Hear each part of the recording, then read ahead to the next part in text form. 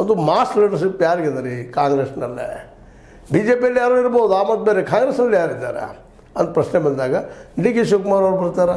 ಅವರು ಒಂದಿಷ್ಟು ಏನಪ್ಪ ಮೈಸೂರು ಏರಿಯಾದಲ್ಲೇ ಕೆಲವು ನಮ್ಮ ಕನಕಪುರ ಅದು ಬೆಂಗಳೂರು ಸುತ್ತಮುತ್ತ ಇದ್ದಾರಪ್ಪ ಅವರು ಅಂತ ಹೇಳ್ಬೋದು ನಾವು.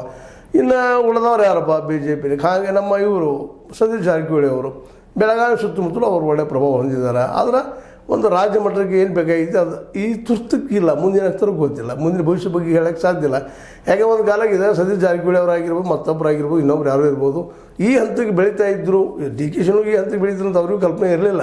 ಯಾವಾಗ ಅವರು ಕೋತ್ವಾಲನ ಜೊತೆಗಿದ್ದರು ಆ ಸಂದರ್ಭದಲ್ಲಿ. ಇವತ್ತು ಅವರು ಈ ಹಂತಕ್ಕೆ ಬಂದಿದ್ದಾರೆ. ಇವತ್ತು ಸತೀಶ್ ಜಾರಕಿಹೊಳಿ ಅವರು ಎತ್ತರ ಮಟ್ಟಕ್ಕೆ ಬಂದಿದ್ದಾರೆ. ಭವಿಷ್ಯದ ಬಗ್ಗೆ ಭವಿಷ್ಯ ನೋಡಲಿಕ್ಕೆ ಯಾರಿಗೂ ಸಾಧ್ಯ ಇಲ್ಲ, ಮುಂದೇನು ಆಗ್ತದೆ ಅಂತೇಳಿ. ಹೀಗಾಗಿ ಯಾರಿದ್ದಾರಪ್ಪ ಹಂಗಾರೆ? ಇವರು ಪರಮೇಶ್ವರ್ ಅವರು ಇದ್ದಾರಪ್ಪ ಅಂತ ಹೇಳ್ಬೋದು ನಾವು, ಅಥವಾ ಇನ್ನುಳಿದವ್ರ ಹೆಸರುಗಳನ್ನು ಹೇಳ್ಬೋದು.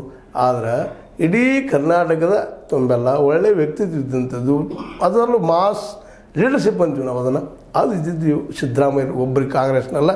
ಹೀಗಾಗಿ ಅವ್ರು ಬಿಟ್ಟು ಯಾರು ಮಾಡಬೇಕು? ಅವರು ವಯಸ್ಸಲ್ಲಿ ದೊಡ್ಡವರಿದ್ದಾರೆ, ಎಚ್ ಕೆ ಪಾಟೀಲ್ ಆಯ್ತು, ಇನ್ನುಳಿದವ್ರು ಆಯ್ತು, ಇದ್ದಾರಿಲ್ಲ ಅಂತಲ್ಲ. ಆದರೆ ತುರ್ತು ಮಾತ್ರ ಎಲ್ಲ ದೃಷ್ಟಿಯಿಂದ ಸಿದ್ದರಾಮಯ್ಯರು ಮೇಲಿದ್ದಾರೆ.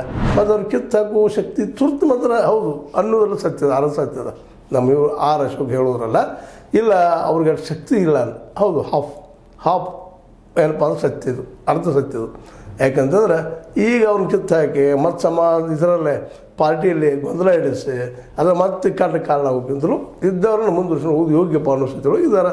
ಯಾಕಂದರೆ ಸಿದ್ದರಾಮಯ್ಯ ಸರಿದ್ರೆ ಅಲ್ಲೇ ಪರಮೇಶ್ವರ್ ಅವರು, ಅದ್ರ ಜೊತೆಗೆ ನಮ್ಮ ಸತೀಶ್ ಜಾರಕಿಹೊಳಿ ಅವರು, ಡಿ ಕೆ ಶಿ ಅವರು, ಇವರು ಮೂರು ಜನರ ಮಧ್ಯದಲ್ಲೇ ಈ ಮುಖ್ಯಮಂತ್ರಿ ಸ್ಥಾನ ಸಮಿತಿ ಕಾಳಜೋರು ನಡೀತದೆ ಅನ್ನೋರು ಎರಡು ಮಾತೇ ಇಲ್ಲ. ಆ ದೃಷ್ಟಿ ಇಟ್ಕೊಂಡು ನೋಡಿದಾಗ ಆ ಮೂರೂ ನಾಯಕರಿಗಿಂತಲೂ ಸಿದ್ದರಾಮಯ್ಯರು ಎಲ್ಲರನ್ನೂ ಬ್ಯಾಲೆನ್ಸ್ ಇಟ್ಕೊಂಡು ಹೋಗೋ ಶಕ್ತಿ ಅದ. ಅದಕ್ಕಾಗಿ ಅವ್ರು ಕಿತ್ತಾಕೋ ಶಕ್ತಿ ಈಗ ತುರ್ತು ರಾಹುಲ್ ಗಾಂಧಿ ಅವರಿಗೆ ಇಲ್ಲ.